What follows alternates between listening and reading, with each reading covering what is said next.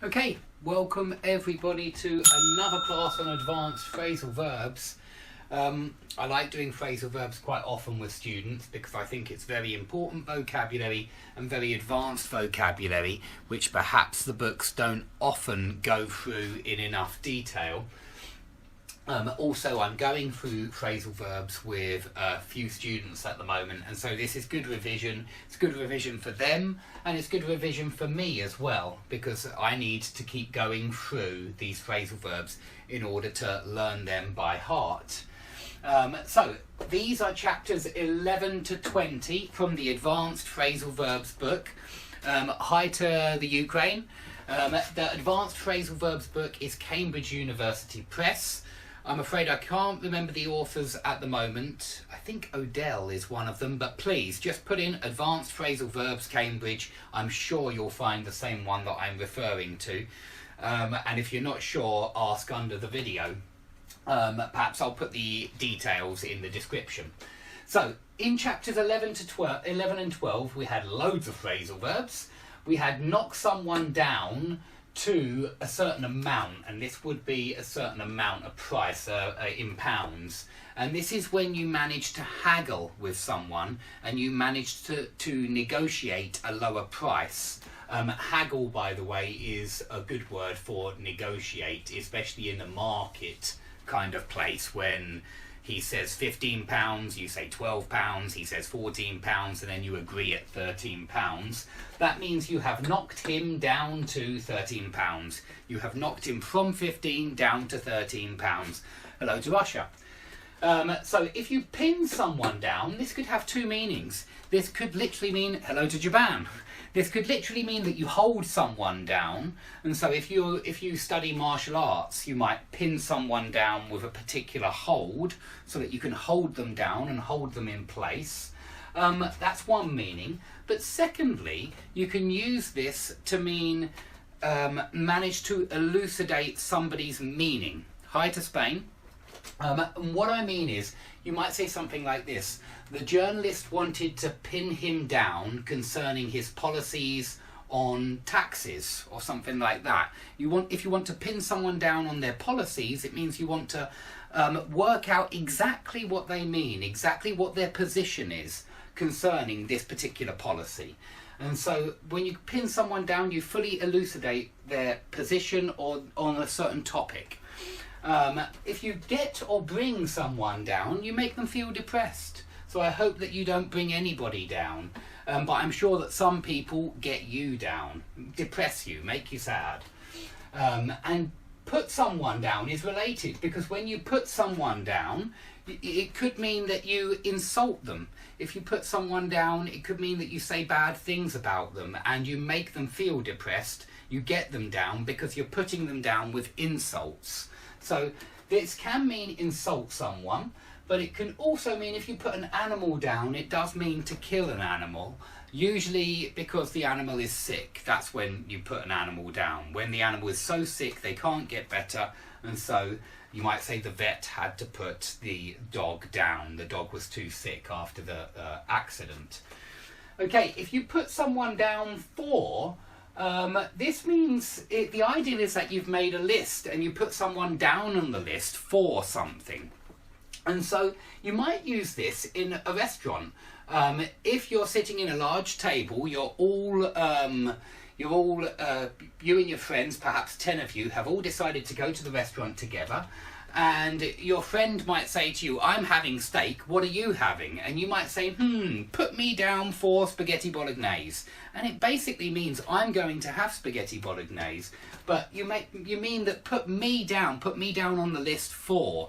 It doesn't have to be in a restaurant, of course, it could be anywhere. But when you say put me down for, it sounds like you're saying, my choice is going to be this. Put me down on the list for this.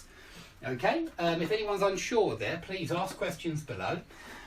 If you put something down to, this is when you ascribe a cause to something, when you're talking about the cause of an effect or result around you. So it's very similar to come or boil down to, but it's when you are actively ascribing a cause. So you might say global warming comes down to, I think this was the example I used last time, Perhaps I'll use a different one.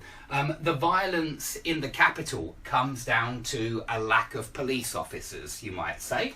Or you might say, I put the violence in the capital down to a lack of police officers. So I hope you can see that they're always about causes, and you're going to see another one about causes. Can't remember where it is. There it is. There are two more which are very similar. Stem from and be rooted in. Because I could say the violence in the capital is rooted in a lack of police officers, or the violence in the capital stems from a lack of police officers. Okay. If something goes down well, it means that it's successful. If your daughter's ballet performance goes down well, it means that all the audience gave a massive applause, a standing ovation maybe. So they clapped a lot and it went down well. And if an event goes down in history, that means it's going to continue in our memories for a long time because it's an event of great historical importance. So you could use this to say, I think he will go down in history as the greatest rap singer ever, and it means that his name will be immortalized. He will become famous for a very long period of time. He will go down in history as, if you're going to say the position that he'll go down in history, he'll go down in history as a great singer. Okay, if you're in the restaurant again and you all decide to go in on the bill, that means you're going to share the bill. You're all going to chip in. And that's why I've put these two together, because they're similar, though slightly different. You go in on a pizza, or you all chip in £5 on a £20 pizza. If there's 4 of you, yeah, you all chip in £5.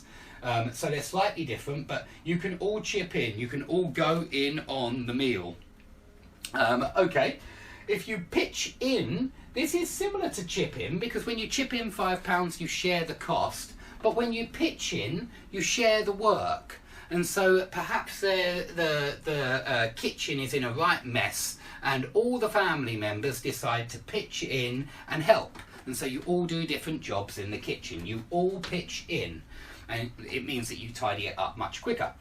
Okay, usher in is when a new period is ushered in, a new moment in time is ushered in, and this is used for periods or eras, and it's when a certain event ushers in a new period. So you might say the invention of the telephone by Alexander Bell ushered in a new age of telecommunications, something like that. When a new age is ushered in, a new age is a new era is ushered in, it means a new period of time begins.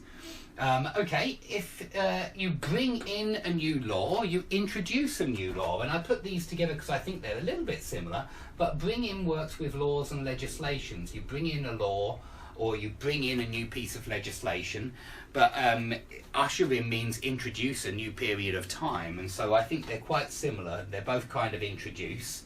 If you show someone in, you go to the door.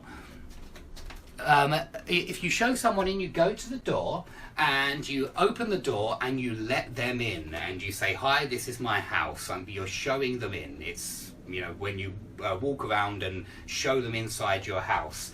Let someone in is basically open the door and allow them to come in. So both of these I think are pretty similar. If somebody cuts in with a comment about the camera, like the person just did, it could be very off-putting, and it means that they interrupt in some kind of way. They interrupt your flow. So usually people cut in the conversation. Usually people butt in the conversation, and it means interrupt the conversation. Chime in also means interrupt, but for me it's not as negative as cut in or butt in, which means rudely interrupt, or in some kind of way stop your flow, or disturb you, distract you, put you off in some kind of way. Chime in for me just sounds like interject. It sounds like somebody has just said something and then you chime in. So it's not quite the same as interrupt. I think it's more when you suddenly say something, maybe unexpectedly, but where just as somebody is finishing. I don't think it's quite as rude as cutting in or butting in. Chiming in is more when you join in, but just after someone has said something. And if somebody barges in, that means that they just enter into the room without knocking, and perhaps, you know, it's your private office, or it sounds like you're in a place which is private and somebody just barges in when they shouldn't do. And then when I wrote barge in, I suddenly thought of all of these other ones which I did write down in a previous lesson. Cash in on, home in on, close in on, walk in on, listen in on, let someone in on, be in on. Now, if you cash in on a good deal, you profit from a good deal. If you home in on or close in on someone, that means you're chasing them, probably in a car or maybe on a bicycle or a motorbike, and you're getting closer and closer and closer, and you're homing in on your target. You're closing in on your target. You're getting closer and closer and closer, and you have almost caught them up. Catch up is what happens when you eventually reach them. You catch up.